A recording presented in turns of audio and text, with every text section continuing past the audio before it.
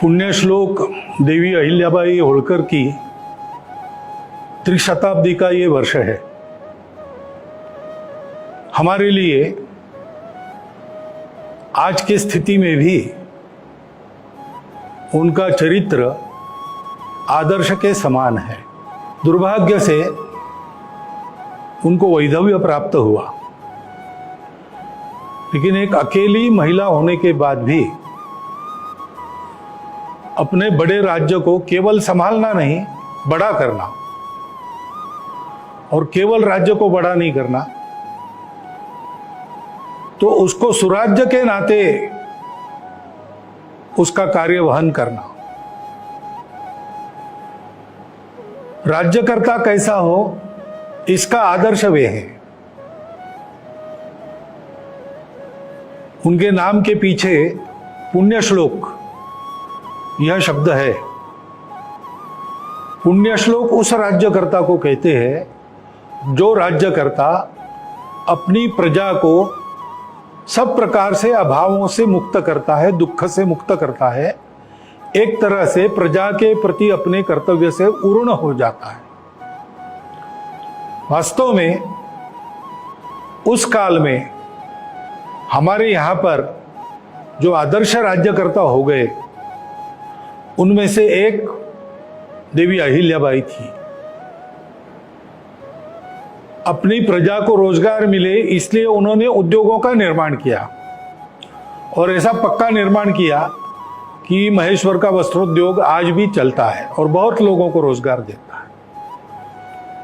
प्रजा के सभी अंगों की, जो दुर्बल थे, पिछड़े थे, उनकी भी उन्होंने चिंता की।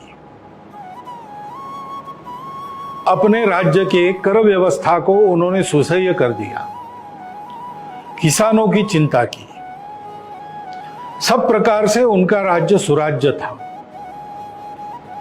प्रजा की माता के जैसी चिंता करने वाली राज्यकर्ता इस नाते उनको देवी अहिल्याबाई यह विधान उसी समय प्राप्त हुआ होगा, क्योंकि अपने बचपन से हम उनका नाम सुनते हैं तो केवल अहिल्याबाई होळकर ऐसा नहीं सुनते, देवी अहिल्याबाई होळकर ऐसा सुनते। तो ऐसी पुण्यश्लोक देवी अहिल्याबाई होळकर महिलाओं के कर्तृत्व की क्षमता की प्रतीक है। मातृशक्ति के सशक्तिकरण की बात आज हम करते हैं, लेकिन मातृशक्ति कितनी सशक्त है और क्या क्या कर सकती है, कैसे कर सकती है, इसका अनुकरण करने लायक आदर्श देवी अहिल्याबाई ने अपने जीवन से हम सब लोगों के सामने रखा है। उन्होंने जो काम किया वो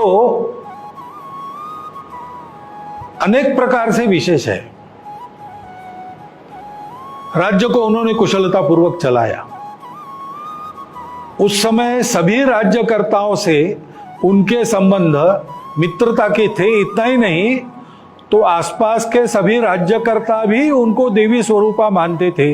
इतनी श्रद्धा और आदर उनके बारे में समकालीन राज्यकर्ताओं में था। राज्य पर कोई आक्रमण न हो इसलिए समर नीति की जानकार ऐसे भी उनको जाना जाता है। बड़ी सेना लेकर राघोबा दादा आए थे, लेकिन उन्होंने अपने नीति से और बिना संघर्ष के उस आपत्ति का निवारण कर दिया। ऐसी कुशल प्रशासक, उत्तम राज्यकर्ता, सामरिक और राजनयिक कर्तव्यों में माहिर, इस प्रकार की राज्यकर्ता थी। और केवल अपने राज्य की उन्होंने चिंता नहीं की, पूरे देश की चिंता की। अपने देश के संस्कृति का जो आधार है उसको पुष्ट करने के लिए देश में अनेक स्थानों पर उन्होंने मंदिर बनवाए। स्वयं वो राज्य करती थी, वो भी अपने को राजा नहीं मानती थी। श्री शंकर कृपे करून ऐसा वो लिखती थी। श्री शंकर आज्ञा करून, शिव भगवान की आज्ञा से राज्य चला रही है, ऐसा उनका भाव था। और कई जगह उन्होंने मंदिर बनवाए, नदियों पर घाट बनवाए, धर्मशालाएं बनवाई। सारे भारत में ये उन्होंने किया। जो धर्म यात्राओं के मार्ग थे और व्यापारिक आने जाने के मार्ग थे, उन पर उन्होंने ये सारे काम किए ताकि पूर्ववत भारत के सारी जनता का आना जाना अपने सांस्कृतिक स्थलों में और अपने आजीविका के लिए सर्वत्र चलता रहे, एकात्मता बनती रहे, बढ़ती रहे। इतना दूर का विचार उन्होंने करके यह काम किया, और विशेष है कि अपनी धर्म श्रद्धा के कारण किया, इसलिए उन्होंने ये सारा काम अपनी निजी संपत्ति में से किया।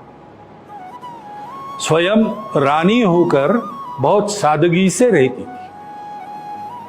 इस प्रकार प्रजा का पालन, राज्य का संचालन, राज्य की सुरक्षा, देश की एकात्मता, अखंडता, सामाजिक समरसता, सुशीलता और सादगी, इनका आदर्श रखने वाली एक महिला राज्यकर्ता, आदर्श महिला। इस प्रकार पुण्य श्लोक देवी अहिल्याबाई का चित्र हमारे सामने है। आज की हमारी स्थिति में भी हमारे लिए वो एक आदर्श है। उनका अनुकरण करने के लिए इस वर्ष भर उनका स्मरण करने का प्रयास सर्वत्र चलने वाला है। यह अतिशय आनंद की बात है। उस प्रयास को सब प्रकार की शुभकामना देता हुआ मैं अपना कथन समाप्त करता हूं।